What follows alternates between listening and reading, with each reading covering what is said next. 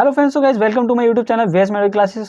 सो friends, previous video में हमने discuss किया था ओमिप्राजोल के बारे में, जिसको हमने यहाँ पर ही पॉज कर दिया था। ठीक है ना।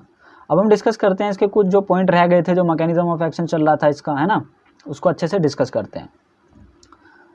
सो गाइज, यदि आपने वो वीडियो नहीं देखा तो प्लीज़ वो वीडियो देख लीजिए, क्योंकि वरना आपको लगेगा कि ये वीडियो मैंने हाफ से ही स्टार्ट कर दिया है। ठीक है ना। तो सबसे पहले आप ओमिप्राजोल का पार्ट 1 देखिए, ठीक, या फिर बेल आइकन से आप उसका लिंक भी ले सकते हो, वहाँ पर भी आप देख सकते हो।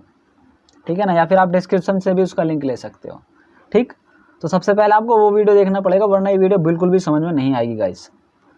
ठीक है, आगे चलते हैं। After absorption into blood stream, हमने ये देख लिया था कि कोवेलेंटली बाउंड हो गई थी इरिवर्सिबली। ठीक है ना। तो after absorption into blood stream and diffusion into parietal cell, absorption के बाद ये ब्लड स्ट्रीम में चली जाती है और डिफ्यूज हो जाती है पैराइटल सेल में। It gets concentrated in acidic canaliculi because the charge forms generate at acidic pH are unable to diffuse back। Guys, इस पूरे का कंक्लूजन आप ये समझिए कि ये कैनालिकुलाई से बाहर नहीं आएगी। अब जो कैनालिकुलाई होता है कुछ इस तरीके से, देखिए मैं आपको बता देता हूँ। ये ऐसे करके हमने डायग्राम बनाया था। ठीक है ना। एसिड से ये प्रोटॉन पंप यहाँ पर था।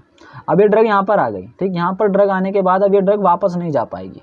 ठीक, वापस क्यों नहीं जा पाएगी? क्योंकि उसको एक वो pH नहीं मिल पाएगी। ठीक, अनेबल टू डिफ्यूज बैक, क्योंकि एट एसिडिक पीएच पर ये ड्रग वापस नहीं जा पाएगी। Specific localise hydrogen potassium ATPase to the apical membrane of the parietal cell. Guys, ये वाली जो होती है ये होती है एपिकल मेम्ब्रेन। एपिकल मेम्ब्रेन होती है पैराइटल सेल की। Confirm high degree of selectivity of the action to omeprazole and all other proton pump inhibitors as PPI। यहाँ पर कहा जा रहा है, सिंपल सा ये समझिए कि जो एपिकल मेम्ब्रेन होती है पैराइटल सेल की, वहाँ पर बहुत ज़्यादा सेलेक्टिविटी है प्रोटॉन पंप के लिए। जो प्रोटॉन पंप इनिबिटर होते हैं उन ड्रग्स के लिए इस स्ट्रक्चर पर सेलेक्टिविटी बहुत ज़्यादा है। ठीक है ना। तो ओमिप्राजोल ईजिली, जितनी प्रोटॉन पंप वगैरह होती हैं वो सब वहाँ पर जा करके ईजिली अपनी सेलेक्टिविटी शो करती हैं और अपना वर्क स्टार्ट कर सकती हैं। Acid secretion resumes only when new hydrogen potassium ATPase molecule are synthesized। Guys, ये पॉइंट बहुत ज़्यादा इंपॉर्टेंट है, क्योंकि अभी हमने ऊपर डिस्कस किया था कि इरिवर्सिबली जो ड्रग है ये ओमिप्राजोल उससे अटैच हो चुकी थी, हाइड्रोजन पोटेशियम ATPase से अटैच हो चुकी थी। ठीक है ना। और मैंने आपको ये पॉइंट वहाँ पर भी बता दिया था कि अब जब तक नया एंजाइम नहीं बनेगा तब तक ये ड्रग और एंजाइम का जो कॉम्प्लेक्स है वो टूटेगा नहीं। मीन्स तब तक आपका एसिड का सिक्रेशन नहीं होगा। मीन्स वो एंजाइम अब डिस्ट्रॉय हो चुका है। आगे देखते हैं। It also inhibit gastric mucosal carbonic anhydrase. Guys, जो आपका कार्बोनिक एनहाइड्रेज एंजाइम होता है उस एंजाइम को भी ये इनिबिट कर देती है। गाइस, अब हम डिस्कस करने वाले हैं फार्माकोकाइनेटिक्स ऑफ ओमिप्राजोल। ठीक, फार्माकोकाइनेटिक्स ऑफ ओमिप्राजोल डिस्कस करेंगे। गाइस, बहुत ही ज़्यादा इंपॉर्टेंट है। इसमें आपको समझ में आएगा कि इस ड्रग को हम आधे घंटे या 1 घंटे पहले क्यों देते हैं डाइट से, या फिर डाइट के आधे घंटे 1 घंटे बाद क्यों दी जाती है ये ड्रग। ठीक है ना। देखिए, all proton pump inhibitors administered orally in enteric coated form to protect molecular transmission in the acidic gastric juice. Guys, यहाँ पर ये कहा जा रहा है कि जितने भी आपकी प्रोटॉन पंप ड्रग होती हैं, सपोज कीजिए टैबलेट है ना, इस टैबलेट के ऊपर एक कोट चढ़ी हुई होती है। एक कोट चढ़ी हुई होती है कि जब इस टैबलेट को हम इंजेस्ट करेंगे, अंदर लेंगे, तो स्टोमक के अंदर जो एसिड है वो इसको डिस्ट्रॉय नहीं कर पाएगा। ठीक है ना। और जैसे ये एब्जॉर्ब होगी और फिर उसके बाद ये अपना काम स्टार्ट करेगी। तो गाइस, जितनी भी एंटेरिक कोटेड ड्रग्स होती हैं उनको कभी भी हमको च्यू करके नहीं खाना है, उनको क्रश करके नहीं खाना होता है हमको, है ना, उनको तोड़ करके चबा करके नहीं खाना होता है, उनको सिंपली आपको इंजेस्ट करना होता है। ठीक, वरना वो ड्रग जो है डायरेक्टली जाएंगी स्टोमक के अंदर, और स्टोमक के अंदर अगर आपने उसकी कोटिंग हटा दी तो कोटिंग हटा दोगे तो जो एसिड है वो क्या करेगा, इस ड्रग को इनएक्टिव कर देगा। ठीक है ना।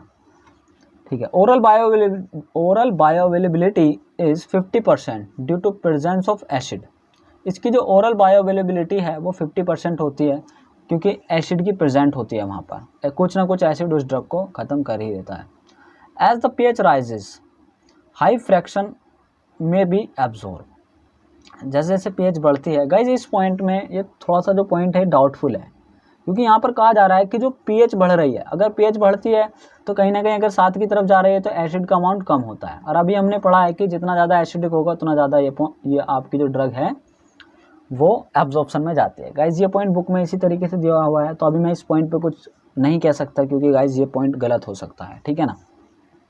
Bio availability is reduce by food, जो इसकी बायो अवेलेबिलिटी है वो फूड के थ्रू कम हो सकती है। ठीक, कम कैसे हो सकती है, क्योंकि जैसे आप फूड दोगे तो एसिडिक जो अमाउंट था वो कम हो जाएगा, ठीक है ना।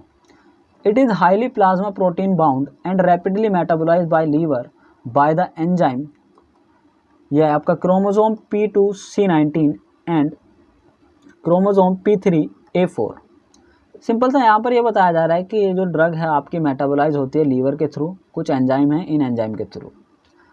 Metabolites are excreted in urine, इसके जो मेटाबोलाइट्स होते हैं वो यूरिन के थ्रू एक्सक्रीट हो जाते हैं। Because of tightly binding with target enzyme it can be detect in gastric mucosa long after it's disappearance from the plasma. यहाँ पर कहा जा रहा है कि अगर ये जो ड्रग है, अगर ये ड्रग प्लाज्मा में नहीं मिल रही है, आपको प्लाज्मा में डिटेक्ट नहीं की जा रही है ना, डिसअपियर हो चुकी है प्लाज्मा से, तब भी आप इस ड्रग को डिटेक्ट कर सकते हो गैस्ट्रिक म्यूकोसा पर।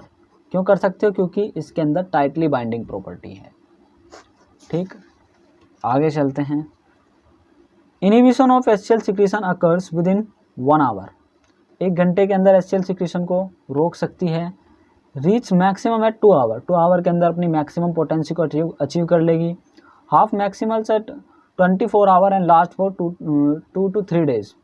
इसका जो मैक्सिमम इफेक्ट है लगभग वो 24 आवर तक रहेगा और ये पहुंच सकता है गाइस 2 से 3 दिन तक भी इसका इफेक्ट रह सकता है। मीन्स 2 से 3 दिन तक भी ये एसिड के सप्रेशन कर सकती है। At steady state all proton pump inhibitors produce 80 to 98% suppression of the 24 hour acid output. लगभग 80 से 98%, 80 to 98% जितनी भी सप्रेशन कर देती है ड्रग 24 आवर के अंदर, ठीक है ना। एसिड आउटपुट जो होता है 24 आवर के अंदर तक वो 80 to 98% सप्रेशन कर देती है कन्वेंशनल डोज पर, ठीक है ना, जो आप नियमित तौर पर जितनी भी डोज दे रहे हो। Secretion resumes gradually over 3 to 5 days after stopping the drug. अब ड्रग को स्टॉप करने के 3 to 5 डेज के बाद ही सिक्रीशन आपका स्टार्ट हो पाता है। ठीक, तो देख लीजिए गाइज इसका जो ड्यूरेशन है काफ़ी ज़्यादा है, ड्यूरेशन इसका बहुत ज़्यादा है। सो गाइज नेक्स्ट वीडियो में हम डिस्कस करेंगे एडवर्स ड्रग रिएक्शन के बारे में। Okay friends, so thank you so much for watching this video. Thanks.